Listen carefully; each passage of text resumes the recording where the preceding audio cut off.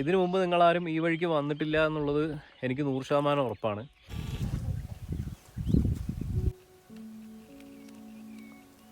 ഇങ്ങോട്ടേക്ക് എല്ലാവർക്കും വരാനുള്ളൊരു പെർമിഷൻ ഇല്ല.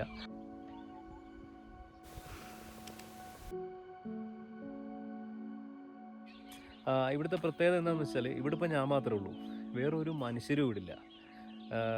റിലാക്സ് ചെയ്യാൻ പറ്റിയൊരു സ്ഥലമാണ്. ഞാൻ പലപ്പോഴും യാത്ര ചെയ്യാറ് റിലാക്സേഷന് വേണ്ടിയിട്ടാണ്.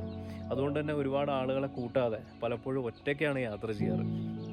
അപ്പോൾ അങ്ങനെ റിലാക്സ് ചെയ്യാൻ പറ്റിയൊരു സ്ഥലം അത് ഒരുപാട് ആളുകളിലേക്ക് എത്തിക്കണ്ട എന്ന് വിചാരിച്ചിട്ടാണ്.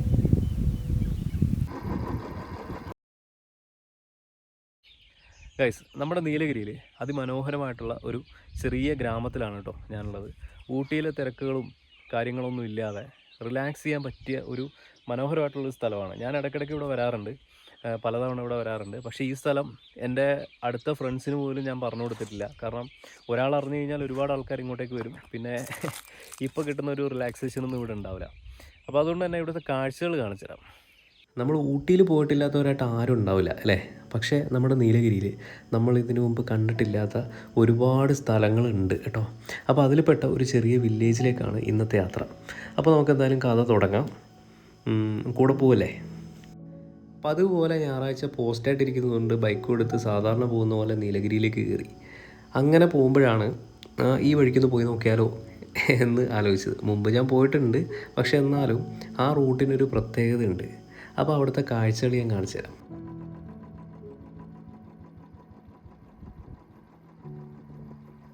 നമ്മുടെ കഥ നടക്കുന്നത് നീലഗിരിയിലെ ഫോറസ്റ്റിനാൽ ചുറ്റപ്പെട്ട ഒരു പ്രൈവറ്റ് എസ്റ്റേറ്റിനുള്ളിലുള്ള ഒരു ചെറിയ ഗ്രാമത്തിലാണ് കേട്ടോ.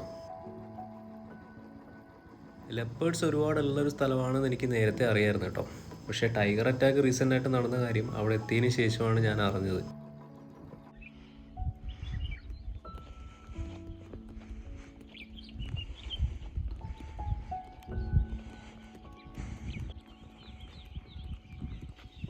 ഇങ്ങനെ കിളികളുടെ സൗണ്ടൊക്കെ കേട്ട് ഇവിടെ വന്ന് ഇങ്ങനെ ഒറ്റയ്ക്ക് ഇരിക്കുമ്പോൾ കിട്ടുന്നൊരു ഫീൽ ഉണ്ടല്ലോ, അത് വേറെ തന്നെ കേട്ടോ.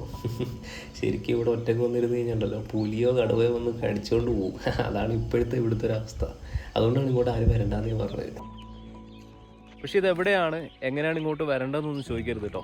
കാരണം ഇത്രയും മനോഹരമായിട്ടുള്ള സ്ഥലത്ത്, ആരും ഇല്ലാത്തൊരു സ്ഥലത്ത് ഒരുപാട് ആൾക്കാർ വന്നു കഴിഞ്ഞാലുള്ള ബുദ്ധിമുട്ട് അറിയാലോ. ചെറിയ റോഡാണ്.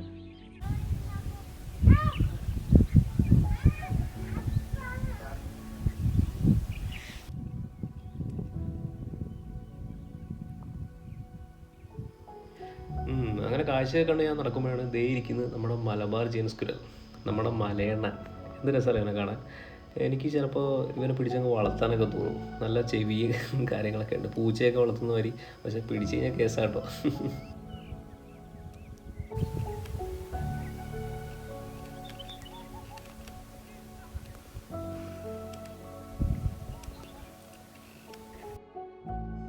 ഇതിലൂടെ ഒരു ബസ് ഉണ്ട് കേട്ടോ. എനിക്ക് തോന്നുന്നു അതിൻ്റെ ഉള്ളിലുള്ള ഒരു ടീ ഫാക്ടറി ഉണ്ട്. അവിടേക്ക് പോകുന്ന അല്ലെങ്കിൽ അവിടെ താമസിക്കുന്ന കുറഞ്ഞ ആൾക്കാരുണ്ടല്ലോ, അവർക്ക് പോകാനും വരാനും വേണ്ടിയിട്ടുള്ള ബസ്സാണെന്നാണ് തോന്നുന്നത്. ഒരു സമയം ഒരു വണ്ടിക്ക് മാത്രം പോകാൻ മാത്രം വലിപ്പമുള്ള ചെറിയ റോഡുകളാണ് കേട്ടോ ഇവിടെ. ബൈക്കാണെങ്കിൽ പ്രശ്നമില്ല, കാറൊക്കെ ആയിട്ട് വന്നു കഴിഞ്ഞാൽ ഓപ്പോസിറ്റ് ഒരു വണ്ടി വന്നു കഴിഞ്ഞാൽ നമുക്ക് വളയ്ക്കാനോ തിരിക്കാനോ ഉള്ള സ്ഥലമോ കാര്യങ്ങളോ ഒന്നും ഇവിടെ ഉണ്ടാവില്ല. അത് മാത്രമല്ല, ഈ വന്യമൃഗങ്ങൾക്കും ഈ കാടിനൊക്കെ ഇടയിൽ കൃഷിയൊക്കെ ചെയ്ത് സമാധാനത്തോടു കൂടി ജീവിക്കുന്ന ഒരു ചെറിയ വിഭാഗം ആൾക്കാർ ഇവിടെ ഉണ്ട് കേട്ടോ.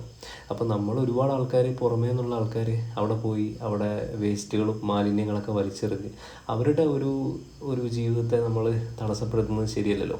അതുകൊണ്ടൊക്കെയാണ് പലപ്പോഴും ഇങ്ങനെയുള്ള പല ലൊക്കേഷൻസുകളും ഞാൻ മറ്റുള്ളവരോട്, എന്തിനാ ഏറ്റവും അടുത്ത സുഹൃത്തുക്കളോട് പോലും പറയാൻ ആഗ്രഹിക്കാത്തത് അതുകൊണ്ടാണ് കേട്ടോ.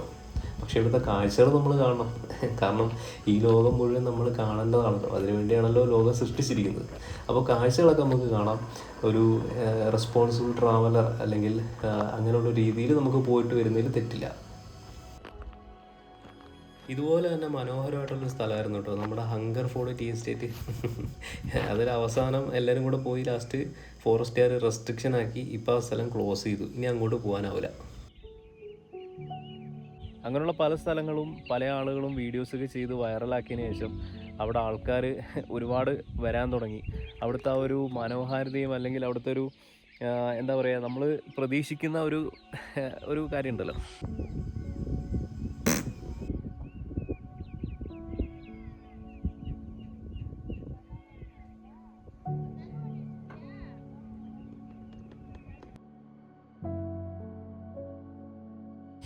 ഇപ്പോൾ സമയം ഉച്ചയ്ക്ക് 12:30 കേട്ടോ.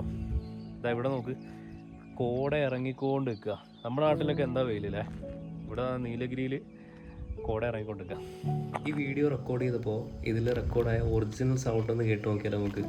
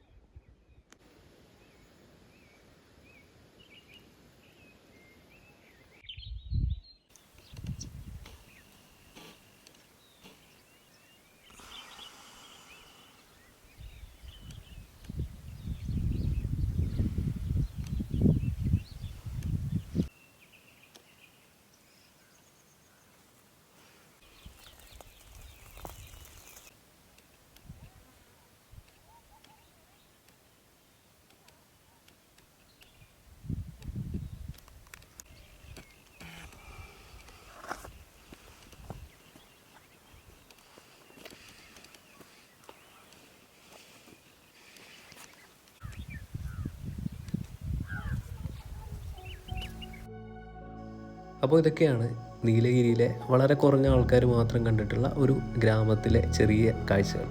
അപ്പോൾ ഇതുപോലുള്ള നല്ല നല്ല വീഡിയോസുമായിട്ട് വീണ്ടും വരും. എൻ്റെ ഇൻസ്റ്റഗ്രാമും യൂട്യൂബും സബ്സ്ക്രൈബ് ചെയ്യാത്തവർ സബ്സ്ക്രൈബ് ചെയ്യുക. ഞാൻ ലിങ്ക് ഇതിൽ കൊടുക്കാം കേട്ടോ.